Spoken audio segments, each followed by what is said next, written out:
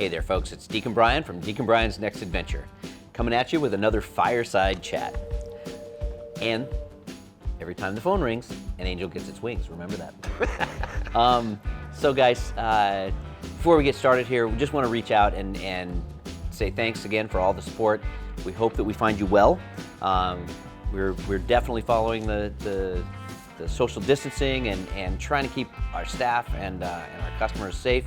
Hope you guys are doing well. So, on with the show. On with the show. So we heard from an old friend. Yeah. So Greg Davis, good to see you out there, man. I'm gonna have to contact you, man. It's been a long time.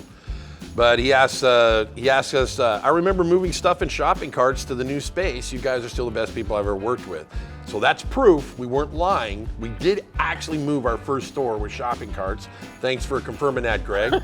I also have some, one of the coolest things I ever got from Greg was the original Stumptown disc golf, disc golf, a skateboard. I still have it today. Oh, that's right. Yeah.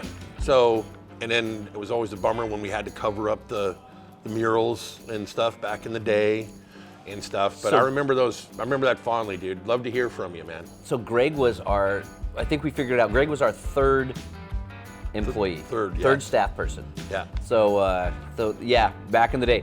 That doesn't date you though, Greg. Yeah. I'm sure you're just as young and lovely as ever. So I think last time I heard from Greg, he was in Maine, it's back east in Maine, working for Orvis. Yeah. So, but sorry, Orvis, we're the best people that he's ever worked for.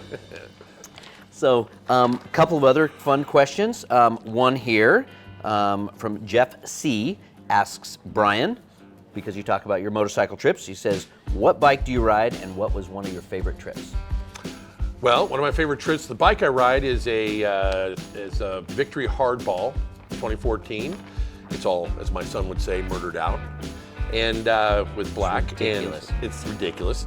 And my favorite trip was I went with my buddy Jason, and who also has a Victory, and we went from here down Highway 101, which is the most curvy right along the coast, all the way down to San Clemente, and then we rode up into Joshua Tree, Grand Canyon, came up through Zion Canyon, worked our way back up through Arizona, and all that. It was about 10,000 miles in about 2 weeks.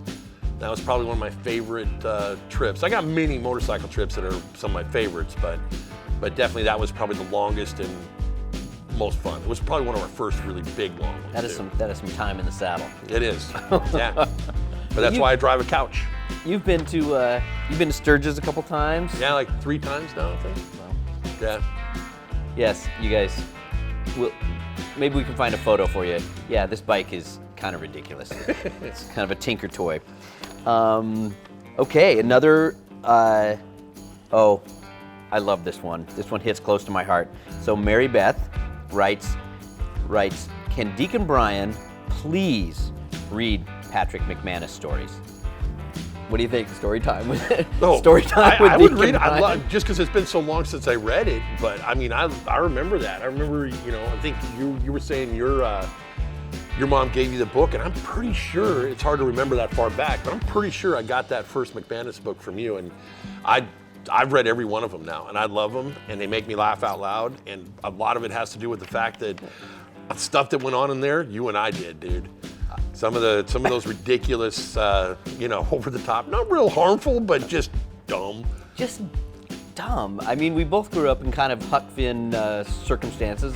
I was on a lake, you were on a river, and God, I mean, I can't tell you how many times I went swimming when there was ice on the just because, because you were out messing around. But yeah, my first Patrick McManus book was Don't Sniff a Gift Fish. I think my mom gave me that in my senior year of high school, and and then those books are so good, man. She would buy them for me consistently, and I'd be walking through the house, and she's in the living room just belly laughing, right? So she would buy them, and then she would read them before she gave them to me. So anyway, Mary Beth, we'll think about that. I don't know if bedtime stories for your kids from Deek and Bryan is approved reading or not, but we sure thank you for your comments. So folks, we're here and we're strong because of your support. So thanks so much, and stay tuned for another Fireside Chat.